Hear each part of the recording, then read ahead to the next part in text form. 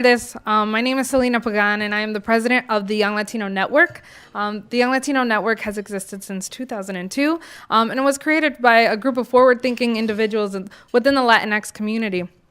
Fast forward to 2019, we're an organization that is evolving, battling many things within our ecosystem and our surrounding areas in the realm of civic education. And so our focus has been lately our voter education initiatives, our Get Out the Count, our racial equity trainings, and creating a political pipeline here in Northeast Ohio, as well as the leadership pipeline. Our focus is on development with young professionals in the career development, leadership, and professional development realm. And so we are excited to be here today. YLN has open the doors to many new opportunities as we evolve and continue to grow. And I'd like to point the attention to some of our members and our allies at our table. And I think that's the most important thing about YLN is the face of our member base and our individuals that support our initiatives. As we continue to grow and evolve, we call on you as our friends and as our allies to support the work that we're doing here today. We are really excited. I don't know how many times I've mentioned Decolonizing Wealth to our individuals in our network, because the book speaks truth to our community and the communities of color that are also in this room and beyond. And so we are excited to be here today. Thank you so much for having us. Thank you, Selena.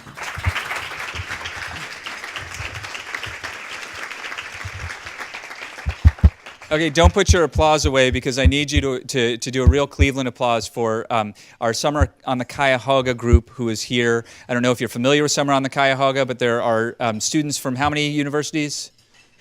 8 different universities who have decided to spend their summer on the Cuyahoga interning with great organizations like the City Club. But please, they're sitting at this table over here. Please join me in thanking them for being here today.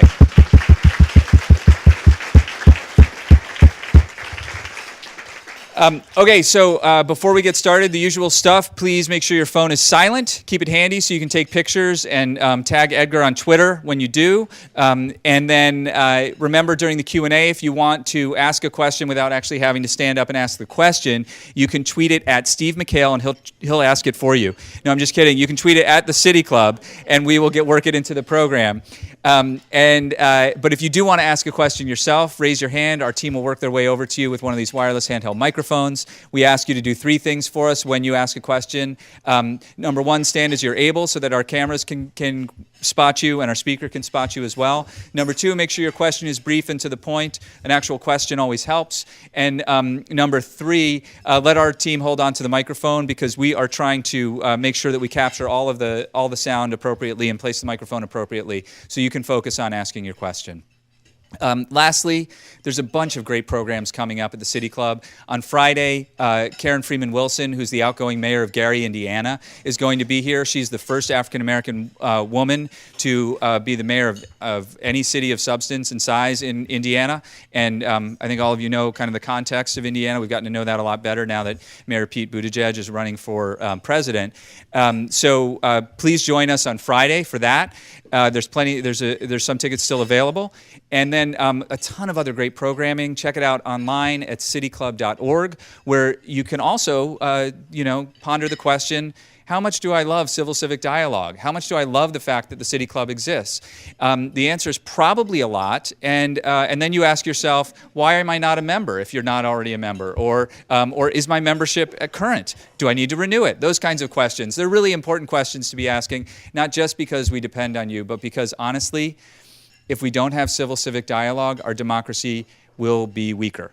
And this is really what this is about. We appreciate you. We appreciate you considering it. We appreciate you being a guardian of civil civic dialogue, a guardian of free speech, a guardian of the core values of our democracy.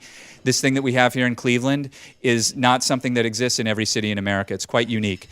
So there are many of you here who are already contributing, both by being here today, but also with your financial commitment and your financial support. We deeply appreciate it. And we'd ask that if you're not yet doing that, please consider it. I think that's everything. Team, did I miss anything? That's it? Thanks, Alyssa. We're going to get started in about a minute and a half. If there's anybody at your table you didn't yet introduce yourself to, you should take care of that. Thank you.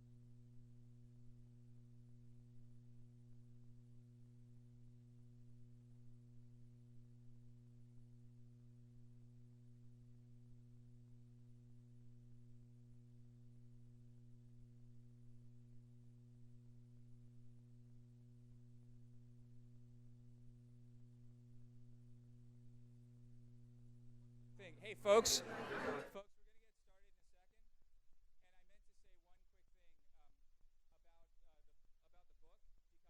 Decolonizing Wealth. Edgar is going to sign the copies afterwards, and a lot of you are going to have questions. You want to talk to him afterwards. I assure you that conversation will be so much easier if you have a copy of his book in your hand. I just want to point that out and encourage you. Okay, we're going to get started in a moment.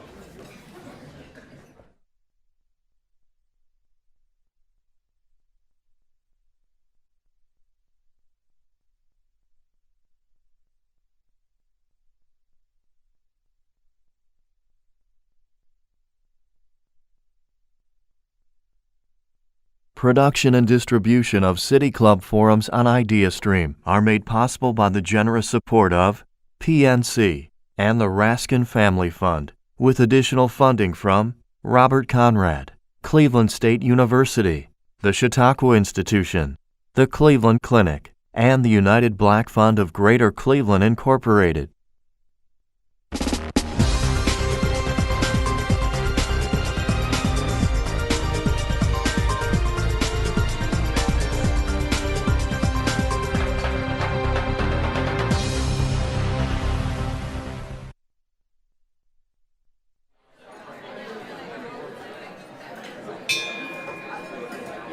Good afternoon, and welcome to the City Club of Cleveland. I'm Dan Moulthrop, Chief Executive here, and also a proud member. And it's a joy, a privilege, and a pleasure to introduce our speaker today. He's the author of Decolonizing Wealth, Indigenous Wisdom to Heal Divides and Restore Balance, and his name is Edgar Villanueva. Decolonizing Wealth came out in 2018, and the book offers an analysis of and an alternative to the colonialist and racial dynamics that have historically defined both the finance and philanthropy industries. For many in the mainstream, this is new and disruptive thinking. For people of color and for communities around the world who have been the historical subjects of colonial rule, however, this is simply clear-eyed thinking. And this moment represents a more public surfacing of an ongoing critical conversation about the structures that guide philanthropy. If this idea that there are structural inequities rooted in colonialism that are hampering philanthropy's efforts is difficult to understand, I have no doubt that Mr. Villanueva will share stories that will illustrate his point. And if recent coverage of his book is any indication, this critique is taking hold and is shaping philanthropy's future. The book has been featured in the New York Times and Vox.com, in the Stanford Social Innovation Review, and in the Chronicle of Philanthropy, among many other publications. I want to tell you a little bit about Mr. Villanueva. He's an enrolled member of the Lumbee tribe of North Carolina, and he began his philanthropic career in 2005, working as a senior program officer for the Kate V. Reynolds Charitable Trust. He continued his work as a program officer with the Marguerite Casey Foundation before his current position as vice president of programs and advocacy with the Schott Foundation for Public Education. He is chair of the board of directors of Native Americans in Philanthropy and a board member of the Andrus Family Fund, and also an instructor at Grand Valley State University. He's in town today speaking with the United Philanthropy Forum annual conference, and there are many people who are connected with that conference who we are grateful to for helping to connect us with Edgar. Esteemed guests, members and friends of the City Club of Cleveland, please join me in welcoming Edgar Villanueva.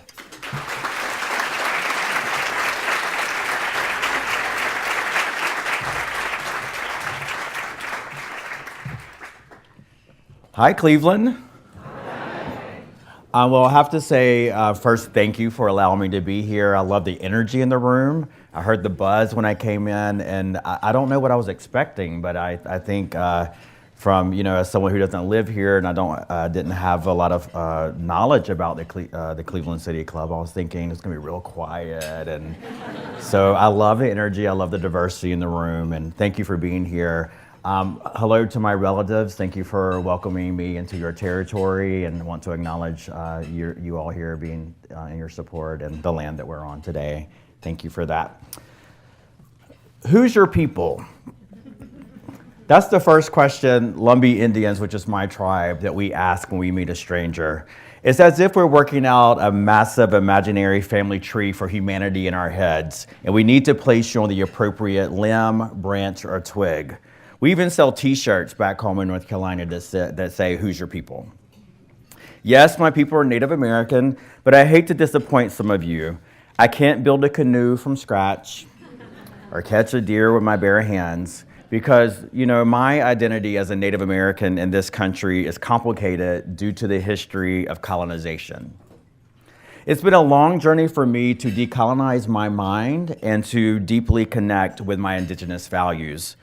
I've grown to really appreciate those values that have been passed down to me, particularly from my mother, and especially as one of the few Native Americans who have worked for the past 15 years in this small private bubble of extreme concentrated wealth and privilege, the space of philanthropy and social finance. This is a sector that is inherently connected to Wall Street and business and aims to support the nonprofit industrial complex in order to nurse the wounds caused by poverty and racism. We'll talk about that a little bit more in a moment. As it turns out, looking back, for me, the first actual philanthropist that I ever knew was my mother, or mama as I call her. Not that she would ever use the word philanthropy. When asked what I do after 15 years, she finally will say philanthropy, but she still kind of stumbles over the word, and I would be willing to bet money that she can't spell it. Can you agree that words in English made of Greek roots were created so that we would have no idea what doctors were saying? So they can charge us lots of money when they diagnose you with hypergagalisthesia? Yes, that's a real condition. It means extreme sensitivity to tickling. I actually have it. But I use the word philanthropy because if you look at the Greek roots, philanthropy means love of humanity. Now back to my family for a moment. To enable me to have a better life, my mom, a single mother, worked 2 to 3 shifts a day for most of my childhood.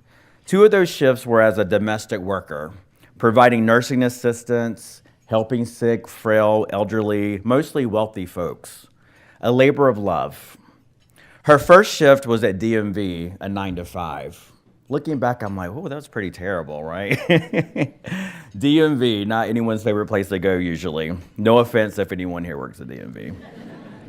But then she would go to work providing care in a nursing home or someone else's home for a second shift, and then a third shift at someone else's home. And if she were lucky, she would get a few hours of sleep between caretaking until the shift ended at 7 a.m., where she would come home, change clothes, and start all over again.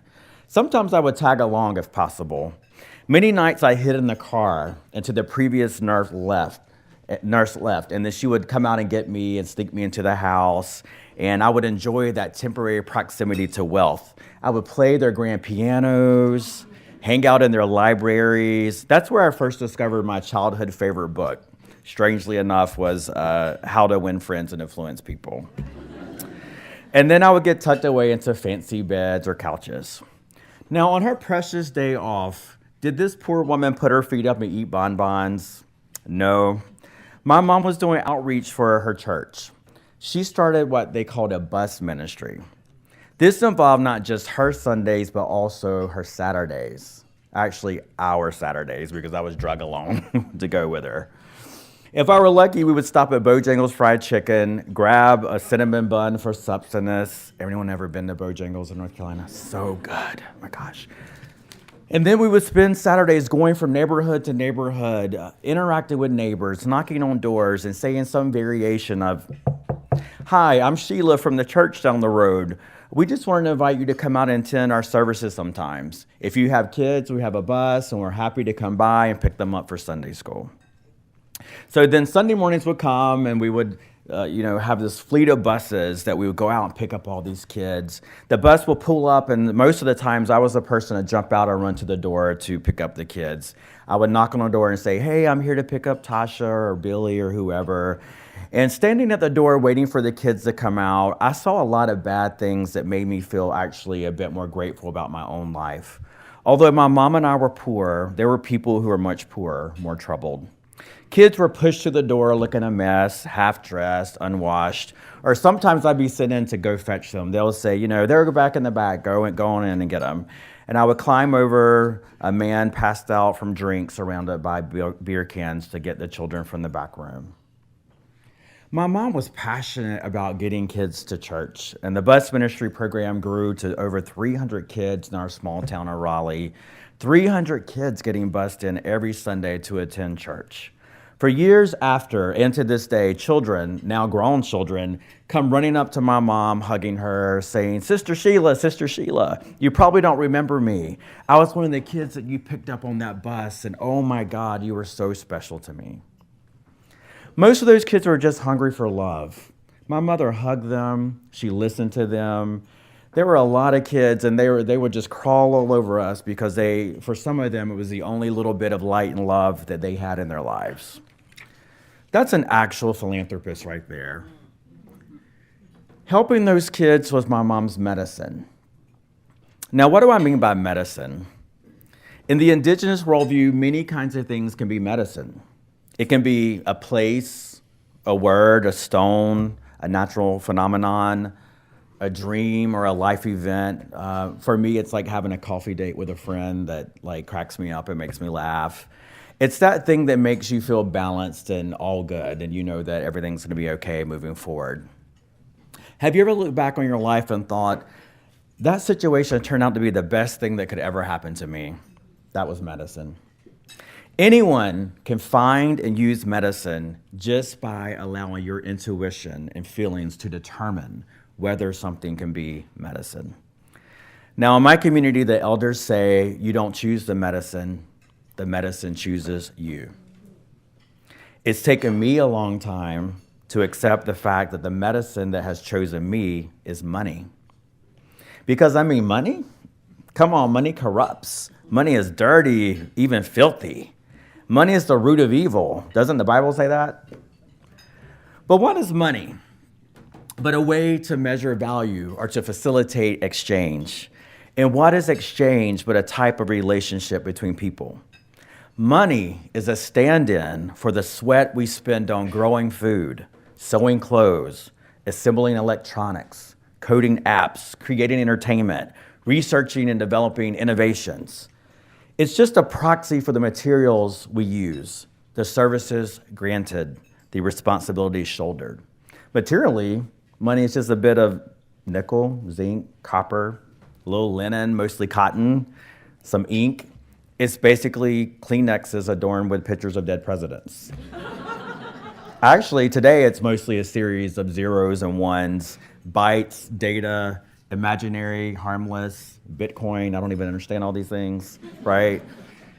But in fact, take it from someone who graduated from seminary, and that's a conversation we can have at another time if you want. The Bible does not say that money is the root of all evil. It says the love of money is the root of all evil.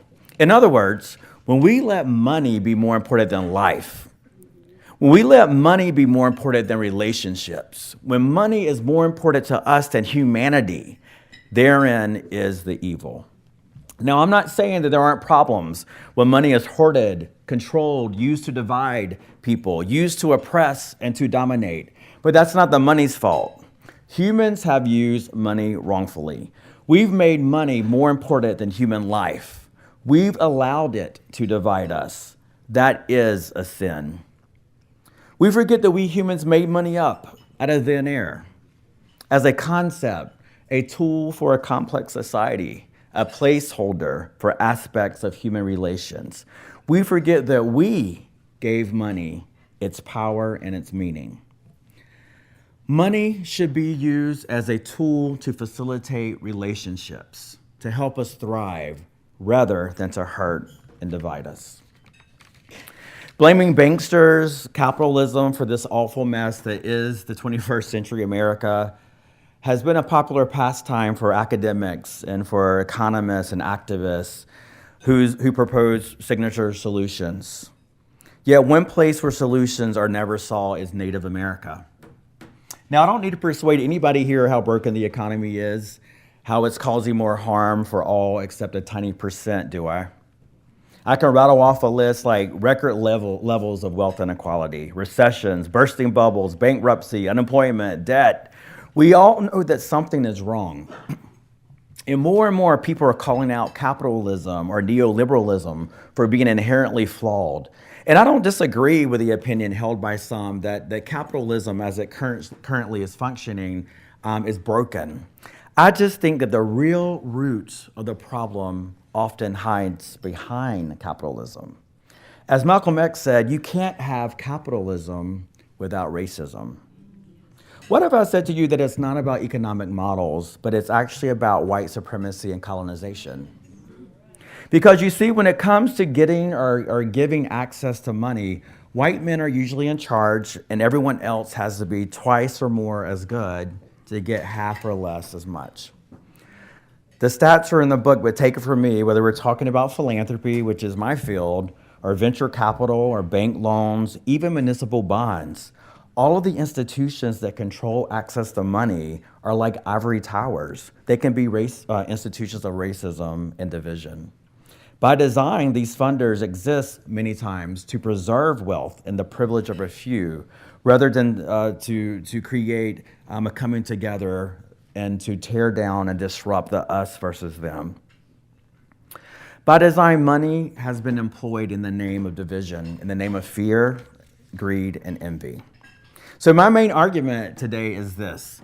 In order to heal what hurts, in order to come back together as one human race, in order to restore balance to the land, we need to decolonize wealth. So, what does the hulk of a word decolonize mean? I'm glad you asked. Well, first, are we clear about what the word colonization, are we clear what colonization is? Let's talk about that for a moment. Colonization seems totally normal to us because our history books are full of it. I grew up even believing that the colonizers were heroes and people that I needed to look up to because that's what I was taught in our public schools. And often the colonizing powers talk about their accomplishments, not with shame, but with a lot of pride. It's actually the strangest thing. Now, conquering is one thing. When you conquer, you travel to a place, you take its resources, you kill the people that get in your way, and then you go home with your spoils. But in colonization, you stick around, you occupy the land, you force the existing indigenous people to become you. It's like a zombie invasion. Colonizers insist on taking over the bodies, the minds, and the soul of the colonized. Colonization begins as a conquest, an exploitation motivated by greed and fear, justified by a claim to God-given superiority.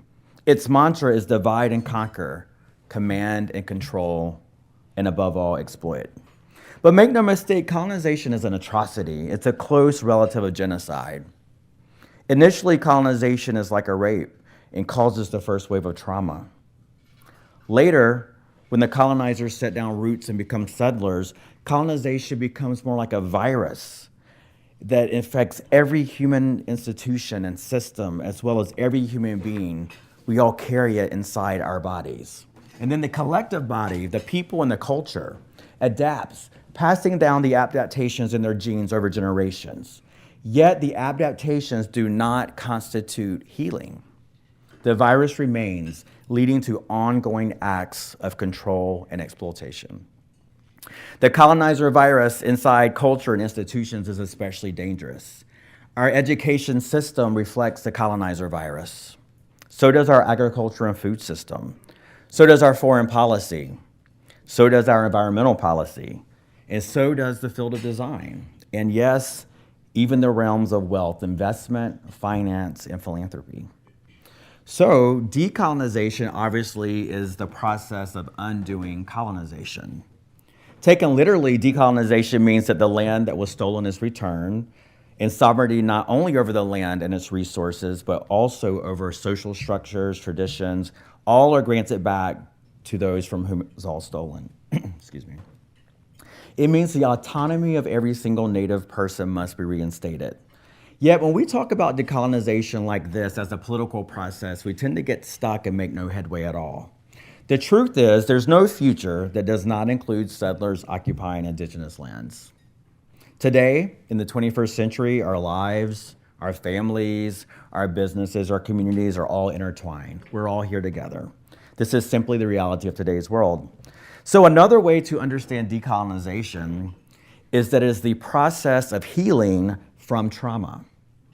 Because colonization violates us and leaves us traumatized. And note this is a fact.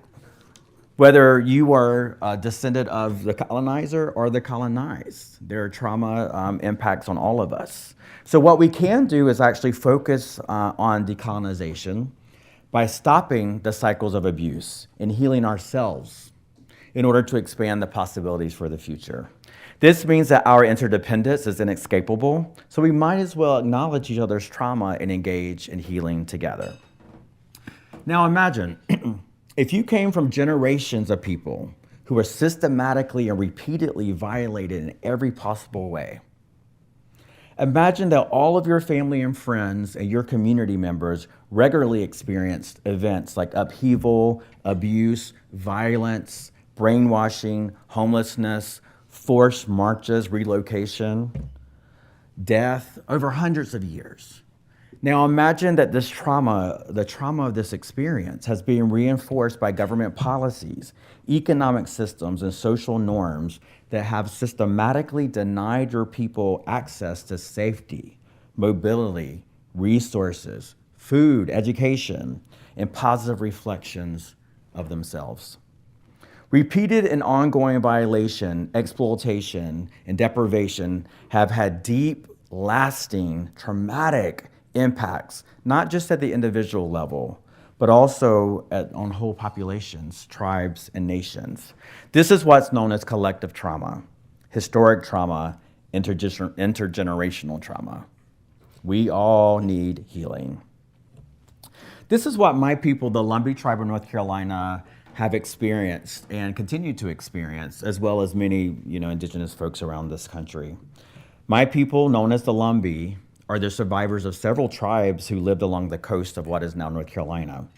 Those ancestors were the very first point of contact for the Europeans in the 1500s. My people, the Lumbee, have been penetrated and exposed to whiteness for a long, long time, longer than any other Native community in North America. So we assimilated to survive. The fact that the shred of anything Native even exists in Eastern North Carolina is short of a miracle.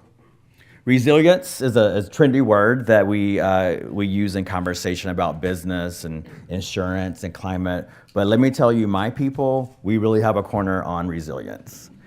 In fact, as I argue in the book, we, the resilient, all of us who have been excluded and exploited by today's broken economy, possess exactly the perspective and wisdom needed to fix it.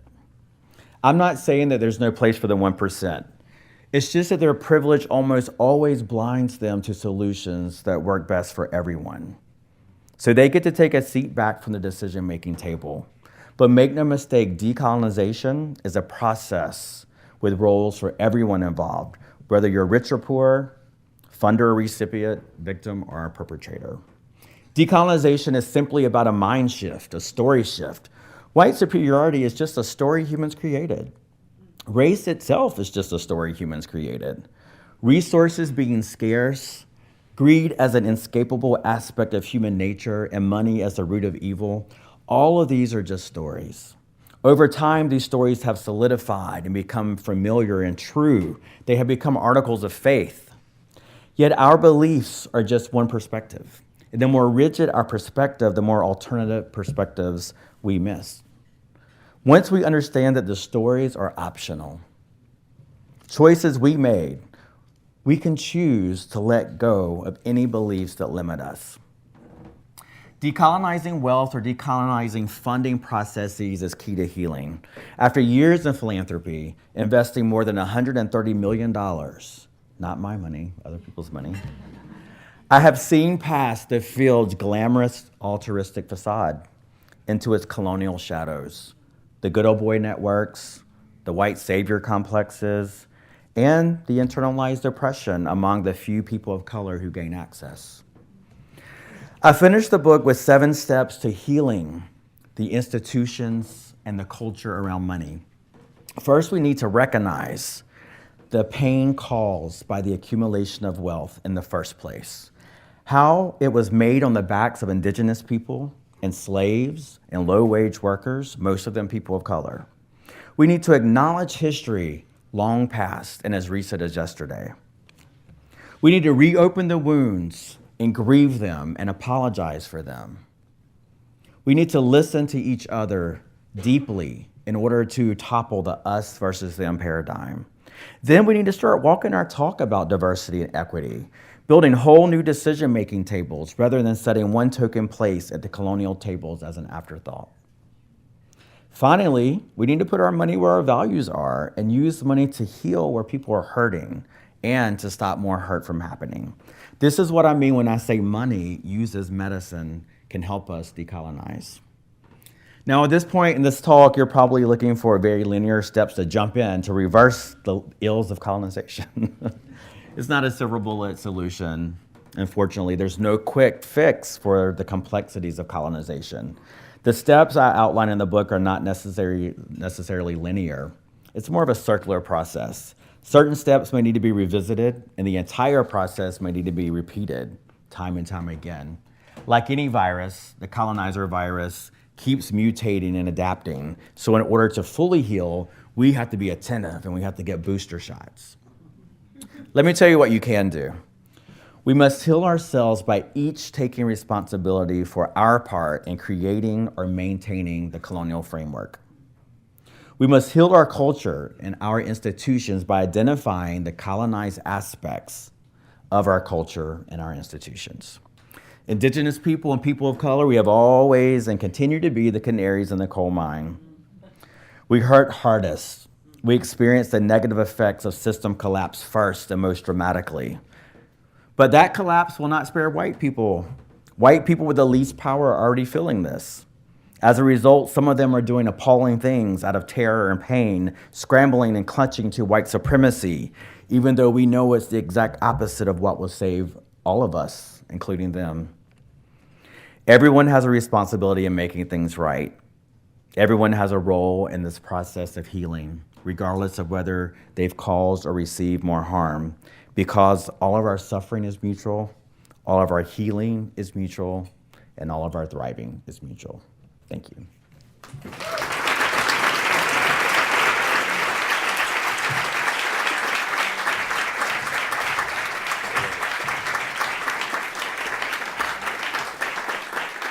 Thank you, Edgar. I'm Dan Moulthrop again, Chief Executive here at the City Club. Today we are listening to a forum and enjoying a forum with Edgar Villanueva. He's the author of the book, Decolonizing Wealth, Indigenous Wisdom to Heal Divides and Restore Balance. We're about to begin the audience Q&A, and we welcome questions from everyone, City Club members, guests, and students.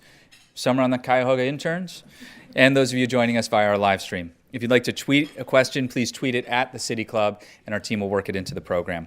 Holding our microphones today are Content Coordinator Bliss Davis and City Club intern Sophia Brewer-Thompson. May we have our first question, please? Yes, when you were talking about the white people who seem desperate now, are you talking about, let's say, the Tea Party, those who are scapegoating immigrants, complaining about safety regulations that are holding them back from achieving the American dream? Pretty much. Sums it up. Yeah, you know, in my lifetime, I'm relatively young, I like to think. You know, I have not seen displays of white supremacy in the ways that we're seeing it now. But when we talk about white supremacy, I don't want us to always shift our thinking to the tiki torches. That is like the most gross, you know, demonstration of white supremacy that pops into my mind. But white supremacy is a culture and a mindset that is pervasive. It's something that we've all internalized, including myself, right? Being the way that we've been taught that our closeness and proximity to whiteness is better. The way that even in my own community, we've internalized some of that. And you know, when I was growing up, my mom was like, don't hang out with these kids, you need to hang out with the white kids because you're gonna be more successful, right? And so there are very obvious, you know, explosions and demonstrations of white supremacy that are horrifying, but which we need to obviously address, but also just be aware that a way of white dominant thinking and culture is just pervasive and throughout everything. You look at who's represented in the media, entertainment. You look at who controls what books we read and what books are chosen to be taught in universities and all of that. So it is a major part of our society that we have to continue to name and deconstruct. So our technology is rapidly developing right now, and the gap between the lowest earners and the most average Americans and the highest earners in this country keeps expanding. So how can we, I guess some of us are nonprofit professionals and working in the business sphere, how can we encourage others to decolonize wealth when they're at fear of losing their jobs because perhaps what they do now is going to be automated, or they're at fear at if they do support this, it's going to be a rapid shift and a change that they also have to deal with this technology change. So how can we encourage other people to participate? Yeah, thank you. You know, technology is such an important part of our communities and all of the benefits, that technology brings to our work. I think for those of us who work in philanthropy, it's a sector that we have to absolutely be on top of, because a lot of the new wealth in this country is being generated from the tech industry, and the future of philanthropy, I believe, is going to be driven by that sector as well. And a lot of those maybe new money billionaires are not setting up traditional types of foundations and in the way that many of us are familiar with, like the Ford Foundations and the Kellogg Foundations of the world. And so I'm very interested, and I'm watching and looking at how those folks are doing their philanthropy. And of course, right now there's a lot of critique in the world about billionaires in general, and also about how they're doing their philanthropy. I think there's actually some things that we can learn. A lot of those folks are not beholden to the old way of doing philanthropy that sometimes has been a barrier for our progress. Those of us who are part of this self-righteous nonprofit kind of way of doing philanthropy sometimes. I've had a chance to sit with some of these tech giant folks who are very wealthy and have had conversations about their philanthropy. What I appreciate about it is that when you bring in information, you make the case for equity. I've seen them make changes like that. It just makes sense. There's a business case for it. If it's the right thing to do, we didn't have to have 5 board meetings. We didn't have to issue reports and studies.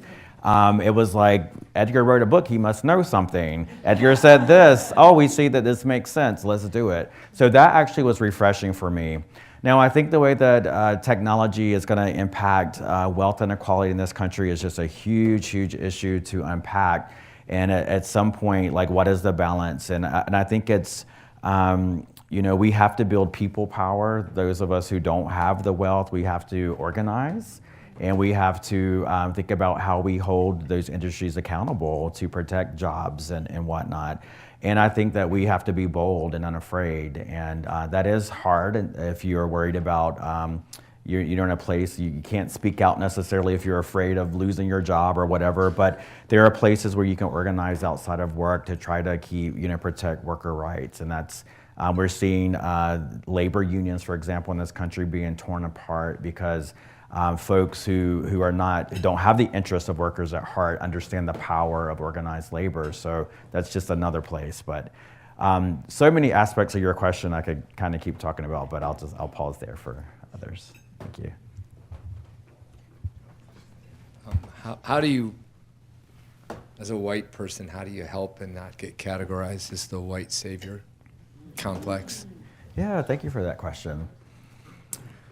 I think it really begins, I've been thinking about that a lot. I get asked, how can I be a good ally?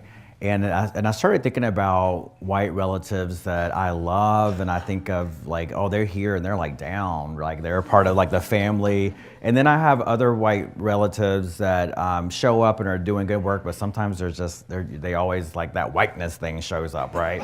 So I'm what is the difference between those two types of folks?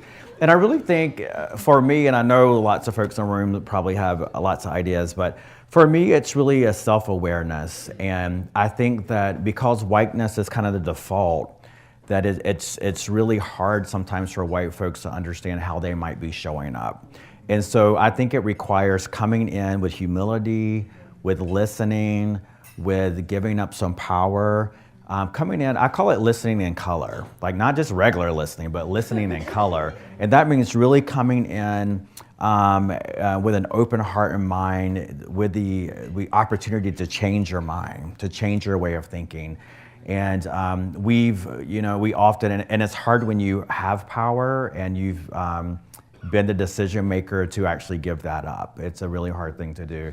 And, I've experienced that. I have a little bit of power and I make some decisions, and when I don't get to make the decisions, I'm like, I don't like that, right?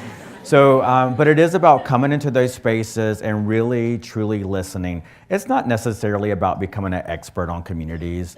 I think we used to say that, like, you need to be in the community and you need to study like, if you're not from a particular community, I don't know if you can ever become an expert of that community. I'm Native American, but I am not an expert on all the 550 plus tribes in America. Like, don't ask me what tribes in Oregon are doing. Like, we're all different, right? And so, but it is about a state of humility and really listening and letting others lead you into that process and just being open to that. And then I think the white savior complex thing just shows up when it's very good intentions, right? But it's like, I'm coming in to save the day, and it's the language that we use about marginalized and poor people, and I'm coming, and so it's not a relationship based, it's very transactional, So it is about being in community and being accountable to that community, I think are like fantastic ways to show up, yeah. Got a question down front. One back here.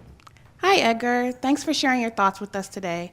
So from your experience as a professional in philanthropy, what advice would you give to professionals of color in this sector on how to navigate? Great question. First bit of advice would be to find your people, find your community and find your people. Often for people of color, we are the only person of color in our organization. Times are changing, and I'm seeing a little bit more diversity. You might have 2 or 3. For me, I was the only person when I started in philanthropy in my organization. I was one of 10 Native Americans in the country that worked in this field. And now there was also an age thing. I was 28, and I think the field is actually, there's more younger folks, which is a good thing.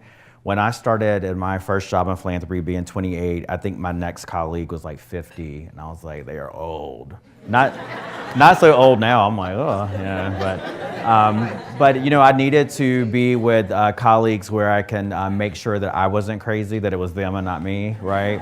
So find folks, one from a support mechanism, but also to keep you grounded, because even us people of color who may not come from wealth or privilege, we can get into these institutions, and our proximity to that power and that wealth can have our thinking all messed up, right? And the way that we begin to behave and internalize things sometimes, we begin leading in ways that are not, that are very destructive, I think. So I've had folks who have held me through the hard times, through difficult decisions or things that were happening. And I've also had those same friends who have said, Edgar, you need to calm down. You are not all that.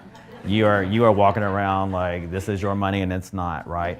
And I really appreciate that, that you need people to kind of remind you where you came from and keep you grounded. And I think it's also just always do an interrogation about why you're in this work.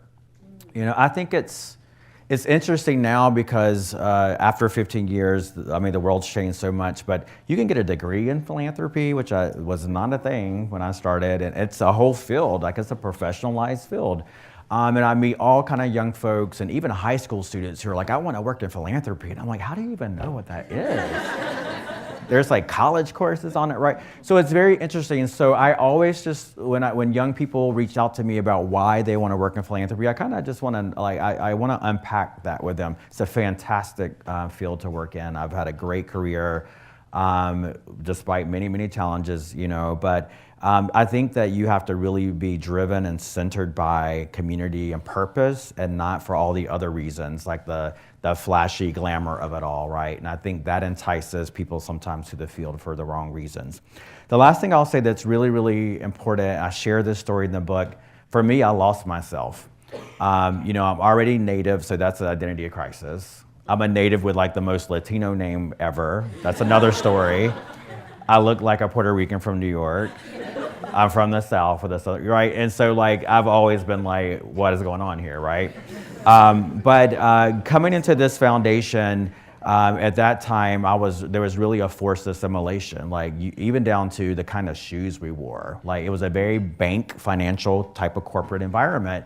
And there was the men wore white shirts and wingtip shoes. And I came in with my little purple shirt. Not acceptable, right? And so over time, I assimilated to what I thought, the kind of leader that I thought I needed to be and how I needed to show up. And I was caught in this divide between my community and like what I needed to do to be successful in this work, and gave up a big part of myself. And that's something I regretted. And after pouring my life into these institutions, at a certain point when I decided to leave the organization that I was at, I felt betrayed. I gave up all of this to like try to be with you all, and then I was so disposable. And so one thing that I've learned from that is that I will never do that again. I will never compromise who I am. I will not, and the way that I want to lead that worldview is actually, it's always been in my community. It's always been a part in my DNA. It's in my original instructions. And that is actually what makes me a better leader. And so hold on to that and see that as a treasure and just refuse to compromise or give that up.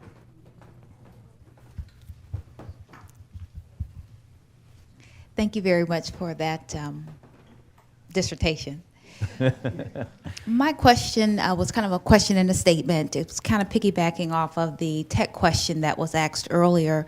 Not only are we looking at philanthropy as it relates to, the new technology and how to get the word out, but I was also looking at it also from a Hollywood standpoint and getting that story out. And there are different visuals. Again, the generation that we live in today is very visual. And so being able to provide a visual movie of some sort, if you would, of the experience of the Native American, oftentimes that has been the case also with persons of color. Different stories have come out 20, 30, 50, 60 years later of their successes and whatnot. And was just wondering if there was anything in the works as it relates to any Hollywood contacts that you might have now, that may be able to bring that to the big screen again to help the masses. No, thank you for that. Who would play me in my movie, right? Great question. It's been so. I'm very connected to other Native folks who are doing some great work around representation right now, because representation matters everywhere, and it absolutely matters in pop culture and the media and entertainment industry, because we are such major consumers of that, right? And I mean, you all have seen what's going on with this whole Little Mermaid debate. Like, my Lord, right? So there's some data, and I wish that I could remember off the top of my head, but a friend of mine who runs an organization called Illuma Native they did this research looking at representation of Native Americans, Indigenous folks actually in media, entertainment. And I hate to misquote the stat, but it was like something like 70%, like a huge percentage of women, anytime Native women are in films, they are being raped or abused. That's like the role that in the movie, which is just like appalling. And when you look at what's happening in the real world right now in our community and Indigenous communities, we have super high numbers of missing and murdered Indigenous women, and we've had a hard time getting media attention about Indigenous women who just disappear. And so there's absolutely a correlation between what we're intaking and digesting and the narratives and the stereotypes that are being perpetuated through entertainment. What I'm doing is, it's been very interesting with this book, because when I first wrote it, I thought, some people in nonprofits and philanthropy would read it, but I had no idea that the type of message would permeate into other sectors, and it has actually gotten to Hollywood. I don't have a movie deal. But it's been, several actors and influencers have read the book, have reached out, have promoted the book. Folks like Mark Ruffalo, who has done a lot for Indigenous communities, has been fantastic. About a month ago, I had an event in New Orleans with the cast of Queen Sugar, if that's a show that you all know. And that show is just so good if you don't watch it. And there's all the dynamics of the things we're talking about, like looking back into history and understanding the context of place and race and all those things, and how those issues are showing up in present day challenges and communities for folks, and just like all the dynamics are there. And when I did that event with the cast of Queen Sugar, Don Lynn Gardner, who's the main star, interviewed me on stage.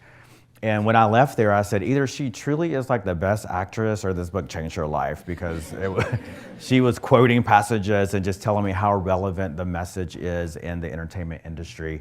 And so I have partnerships. I just became an advisor to a group called Inspired Justice, which is an organization started by the actor Matt McGorry, who plays on How to Get Away with Murder and Orange is the New Black. And it's just like the most woke down white boy you've ever met in your life. He's a major feminist, and I think in terms of someone using their male and white privilege in a good way, he's like a fantastic example. We're doing an event in Hollywood in September where we're going to bring together like all of these influencers and actors and executives from the entertainment industry, because a lot of this, as I said, is about a story. Right, these are stories that people created, and these are narratives that we need to change. And so those of us who work in philanthropy, those of us who move money in the world, another way to think about that is how are we funding and investing in stories? Who gets to tell their story? Who has the stage? Who has the resources to be able to create a story? And so those are the conversations that I'm gonna have in Hollywood with that group of people. So yeah, I'm pushing and, and actually being invited in. Last thing I'll share, I'm an oversharer because why not? It's like, I want you guys to know what's happening, it's awesome. There's a major entertainment company that I had a call with the CEO a few weeks ago, and this is a company that prides themselves on making very socially conscious products and films and whatnot. And had this meeting, and it was kind of weird because I'm like, I don't work in that world. I don't know what you want from me, and I don't have an ask of you, and so, but we had this conversation, and he just said, we have a box of your books in our living room. Every person that comes in gets one as a gift. And we've just read your book as a company, and I just want to be in community with you. And as a start. And so I just know that beyond entertainment industry, within finance, I've spoken at banks and all kinds of places, there's an appetite in this country for healing. There's an appetite for us to transcend all this like polarization and find a way to like make things work and to live and to all thrive together. And so I think the message of, that I'm trying to put out there is that message of healing and hope. And it's really just inspirational for a lot of folks. Yeah.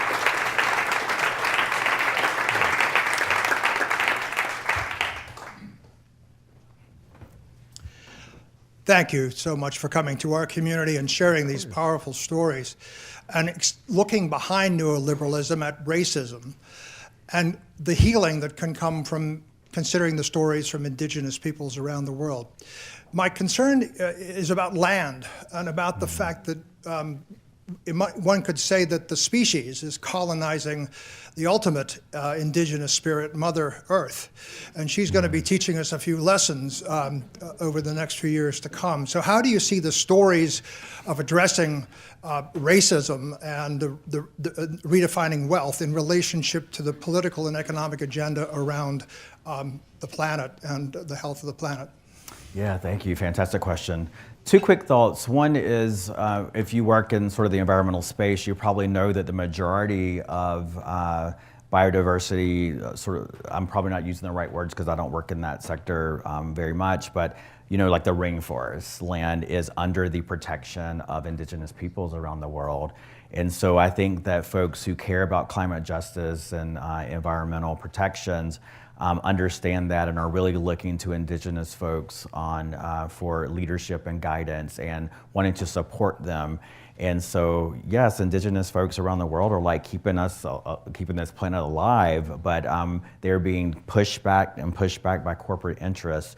For me, it's as I have really been working to decolonize my own thinking and to understand like how to like show up and think as an indigenous person, and especially as it relates to like the economy. What I understand, there's this whole separation-based economy thing that we have in this country that allows folks or companies to be focused on making wealth in a way that it's like just focused on that and is separate from people and is separate from this planet. So the only reason that people can sleep at night and feel okay about themselves as human beings while their companies are putting kids in cages or while their companies are destroying the oceans is because there's such a separation-based mindset. It's like, I'm okay here in my fence and those things don't impact me, which we all know is not right. And so I think an indigenous way, an indigenous perspective of thinking about economy is that true interrelatedness, that every decision I make impacts other people because I don't even know you, you're my brother, right? And then we also have such a respect for the earth. This is our mother and we gotta protect it. We also have values in our community around 7 generations. So not just what I decide today and how it impacts us and the planet, but it's going to impact 7 generations from now. So that long-term thinking really impacts how we show up and how we protect the land and the decisions that we make about each other, but also around the planet. And so if we can find ways to lift up and honor, and Native folks, we are so open source. It's not like folks are over here, we have these indigenous secrets we're not telling everybody. We haven't been asked, we haven't been given the platform, because we have a way and a vision for the future of our planet and for our communities that is so in contrast to many in Wall Street that it's being silenced and shut out, and even genocide is happening. So we got to find ways to bring that wisdom to the main stage. And change hearts and minds and really try to tear down that separation-based mentality to understand that, right now, because these families are being separated at the border, for example, and these kids are in cages, these are kids that we're going to be having to take care of. Like the trauma that they have is going to be passed down for seven generations from now. Those kids are kids are going to be suffering trauma because of that. And we as a community are going to have to figure out how to support and take care of them. If we cannot learn to think in that way, then it's going to be really hard. So that's sort of my just kind of quick first-hand response to that. But, yeah. Hi. Hey. So I have tons of questions and I have so many things I want to say, but I just want you to be able to use this platform that you have to make an impact locally, because we know how Cleveland is ran, and we know how philanthropy works here, and that's the reality, and we don't talk about that enough. And so if you have this opportunity, what do you say to philanthropy on how to really make a true impact and really change the way things are done? Like, we need something that these people are here, because the folks in the room, I'm not too worried about the people here in the room. I'm sure that they kind of have, I'm not too worried about it. Yeah. I think they're kind of here for a reason. It's the folks that are not here in the room that I need to hear some of the things you have to say, because those are the folks that are never in the room when we have these kind of conversations. So a couple things I would say. I think every foundation can start, I laid out a really big, some of these concepts are big, right? There are very practical things that we can start doing to make a difference. One is foundations love data. Let's look at our data, right? So we should look at who are we funding? How are we using these resources? When we looked at data 2 years ago that came out from the Philanthropic Initiative for Racial Equity, and found that data showed that only 7.5% to 8% of grants went to communities of color. So of all the billions of dollars of grants that are being made, only a small percentage. And I think we as a sector should feel ashamed about that. I also think it's unjust. And so we need to think about, how did this wealth accumulate in the first place? What was the role of people of color and immigrant folks and Native folks? What role did they play, whether voluntary or not, to help generate this wealth? And are we actually being equitable in the way we're distributing that wealth? And so data is a way that you can have a baseline and set goals around. And that's something that, easy ask of foundations. And I think we should publicly share that. I think that's data that we should, especially if we are public entities, that should be something that we're transparent about and honest about. If we haven't done right by communities of color, I think we can apologize. some fantastic things happening in Canada in the philanthropic community that have really inspired me. Now, Canada has had a truth and reconciliation process there, very public, right, a decade. And so the nonprofit sector, the donors, philanthropic sector have attached to those recommendations to try to fund a lot of those reconciliation strategies. But foundations in Canada have really taken a lead to, they took a major lead in helping to create that process of truth and reconciliation. I think in our communities, foundations can be spaces, let's have this conversation, organizations like this, let's have this conversation. What is the truth? Let's name it. Let's agree with that truth, and let's apologize if we haven't done right by communities of color. You will be so surprised how much an apology, how far that will take you.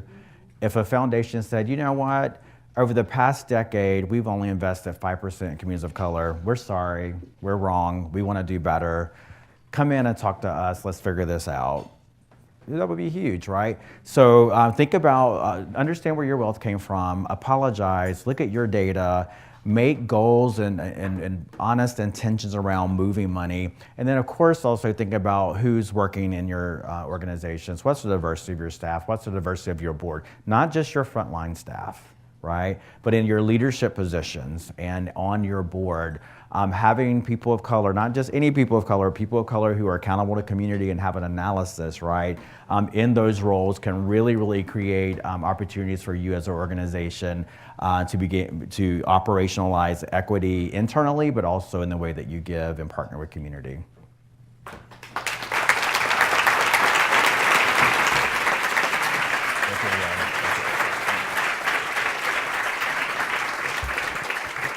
Today here at the City Club, we're grateful to have heard from Edgar Villanueva, author of Decolonizing Wealth, Indigenous Wisdom to Heal Divides and Restore Balance. Our forum today is part of our Disruptors series, sponsored by Bank of America. Thank you so much for your support of City Club programming. Mr. Villanueva also appears as part of our Authors in Conversation series, supported in part by the residents of Cuyahoga County through a public grant from Cuyahoga Arts and Culture. We're grateful to the residents of Cuyahoga County for their support of that public grant. Our community partners today include the Young Latino Network, Lake Erie Native American Council, and give it up for the Soul of Philanthropy Cleveland.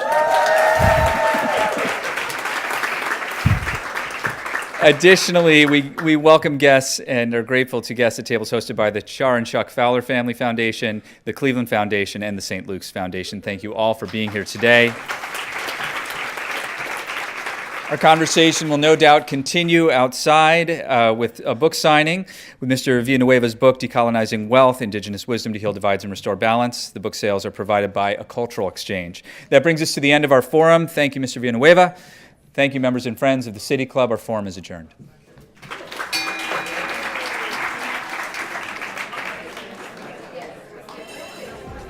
For information on upcoming speakers or for podcasts of the City Club, go to cityclub.org.